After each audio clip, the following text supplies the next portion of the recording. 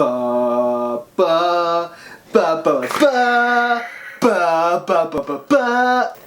And I don't even know if you guys can see this with screen. Hello to you too.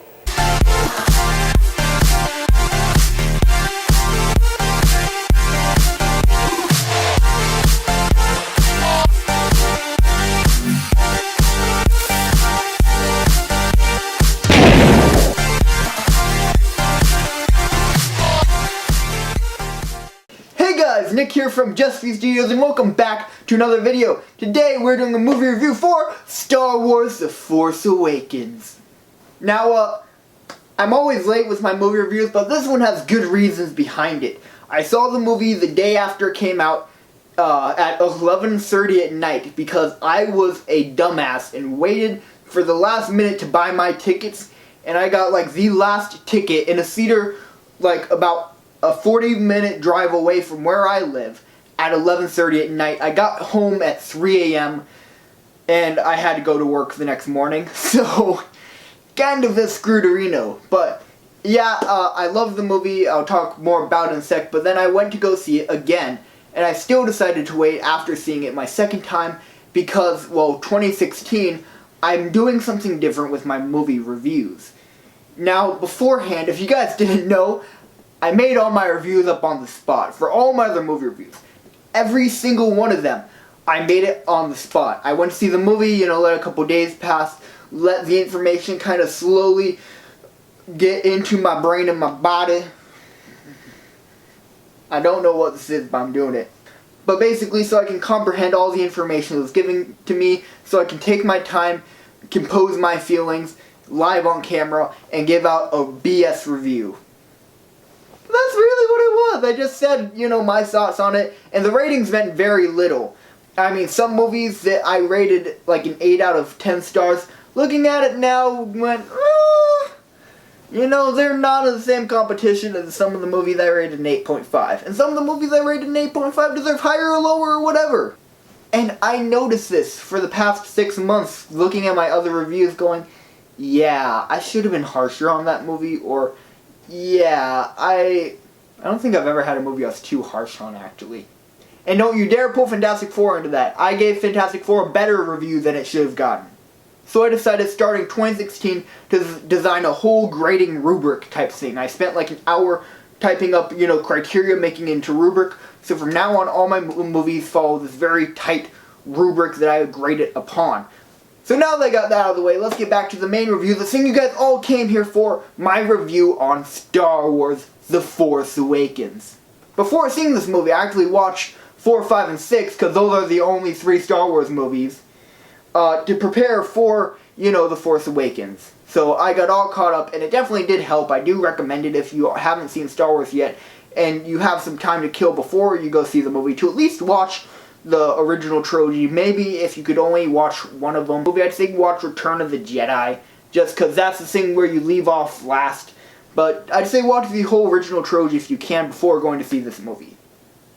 Now the writing, character development, oh my gosh, it was fantastic when it came to the relationship between some of the characters, like Poe Dameron and Finn, their characters. In the first 4 minutes you see them on camera together, they have a better brotherly bond than Anakin and Obi-Wan ever did in the original prequels. Which is saying something, because Obi-Wan's one of my favorite Star Wars characters. Yet, these two characters, in their first 4 minutes on screen together, have a much better relationship than Obi-Wan and Anakin ever did. And the relationship between Daisy Ridley's character, Rey, and John Boyega's Finn, they had such great chemistry. All the characters had amazing chemistry. It was fantastic. And I love the character development on almost all aspects.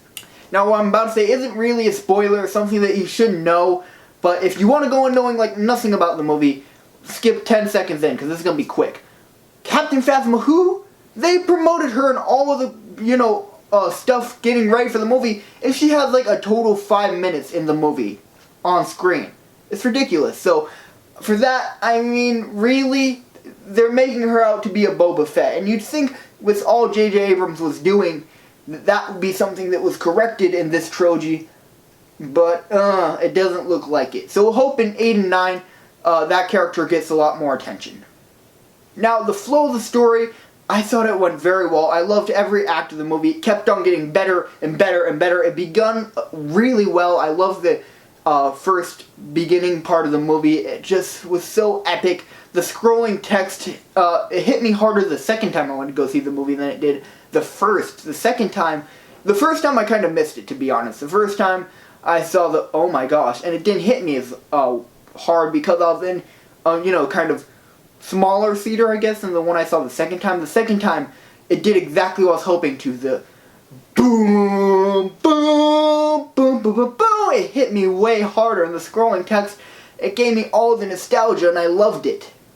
And as the movie kept progressing, it never once lost my interest.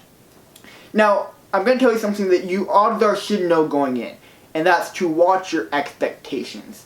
Because, and this isn't really a spoiler, and I'm trying to keep this review as spoiler-free as possible, because I know how hard tickets are to get, and there are a lot of people who still want to see the movie, but can't because of how hard tickets are to get, and I respect that, and I don't want to spoil you guys of the experience.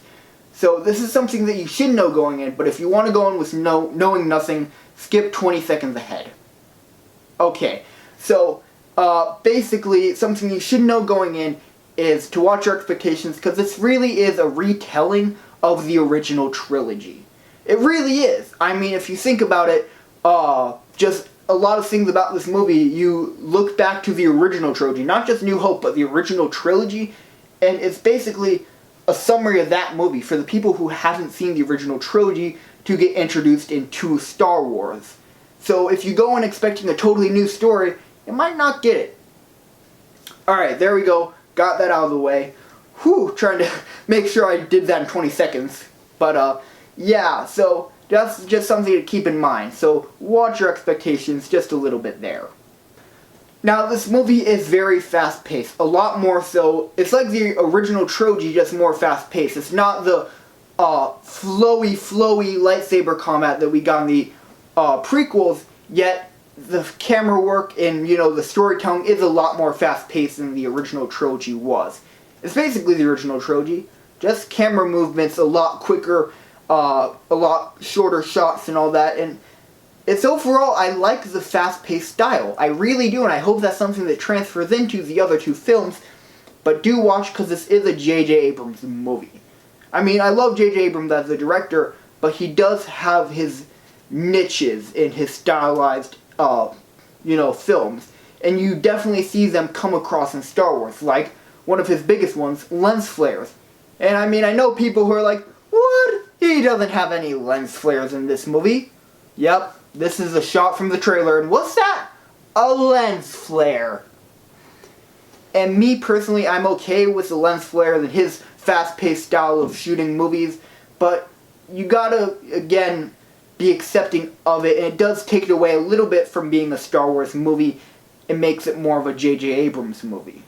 But again, I'm totally fine with it, and it's something that as soon as you get over that little speed hump, the rest of the movie is totally enjoyable. And goddamn, the acting in this movie is freaking phenomenal. I mean, I love the crap out of Daisy Ridley and John Boyega. Okay? Those are some of my two favorite actors now for everything and anything, period. Daisy Ridley, this is your first movie? Holy crap, girl! You did scenes that, from the trailers we saw, that made me go, oh my gosh, she's a pretty decent actress. And in the movie you go, holy crap, she is a fucking amazing actress who deserves an award. I don't care what award, just give her an award.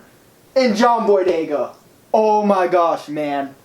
Oh my gosh, John Boyega, you are my hero, okay, man? Like, seriously, all the gripes people had about the Black Stormtrooper when the trailers came out, you basically said, haha, F you, dude, I'm doing this amazing role. And you delivered an amazing performance. Plus, I love you as a person, dude, watching all of your interviews. You know how to make people laugh. You're a very funny dude, and you are awesome. I like how I'm talking, using the pronoun you as if he's watching this video, because I know no one in Star Wars watches my reviews. But anyway, they're amazing. And Adam Driver, he surprised me. I wasn't sure how he would do as Kylo Ren, but he did an amazing job. I was very impressed with his performance. And I mean, Kylo Ren has such an amazing story arc that I was really interested in and I really enjoyed in this movie. and the costume, the set, you can definitely tell that these are practical effects and a practical set. It's not a George Lucas prequel CG set that you can literally see the green screen in. This feels real, and though sometimes you can definitely go, yeah, that's a puppet. That looks like a puppet, that is a puppet. But that's like 1 out of 100 times they use all these practical effects and it looks so real and it looks amazing. J.J. Abrams, I love you, man. You hit me in the nostalgia point. You made me cry all the nerd tears, and you hit me right in the nostalgia. I love you, man. I love you. Oh my god, I'm actually crying a little. Wow, I am a better actor than I thought I was. And the score, the sound, you definitely feel they bring back a lot of the old Star Wars music, yet there's so many new ones that just flow and fit right in, and it feels beautiful, and the nostalgia, oh my gosh, you hit me in the nostalgia one more time. And there were just amazing special effects, and correct me if I'm wrong, I did not hear a single Wilhelm scream. Thank you, JJ. If that's right, knowing you might have snuck one in there for the fans, but thank you, I did not hear a single one, or at least not notice a single one from watching the movie. So, with that said, what do I give this movie as a review? I give it a 9.5 out of 10 stars as a movie. It was fantastic, and there's just a few issues I had with it. I think most of them I actually put in my quote-unquote spoiler tags. But overall, it's an amazing movie. I think everyone needs to see this movie. I can't wait for episode 8. I'm just super excited, and I expect a spoiler talk video in the next couple days or maybe a week from this video. But before we end off this video, it's time for the date night rate. Yeah, even though I'm redoing my movie reviews, I have to have my date night rates. I mean, it's the one point of originality I actually have, right? So, if you're new, what is the date night rate? It's basically, how would this movie do on a date? Now, again, with all my date night rates, you have to be careful because how it really works is it's not a given number. I mean, it totally depends on the girl or guy or whoever you take on the date with you. I mean, they could totally be a sci-fi nerd and go, oh my gosh, sci-fi, Star Wars, I love it. Or they could be like, what's Star Wars? That's the thing with, you know, the glowy sticks. So, again, it totally depends on the person that you're going out with on the date, whether it will do. So this is just kind of a standardized review. Just going, okay, let's assume nothing. Or everything. Or if I could make sense, that would be great as well. So, nostalgia aside, saying that she's someone who doesn't know Star Wars and this is just a movie. Looking at it as just a movie, not a Star Wars, just a movie.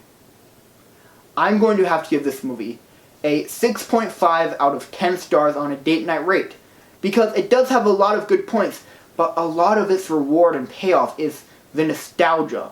And it does have the good character development, and you feel the emotions of all the characters, but it doesn't hit you as hard unless you're a Star Wars fan. In which case, I would say go to the movie and have your Star Wars Force lightsaber boner in peace.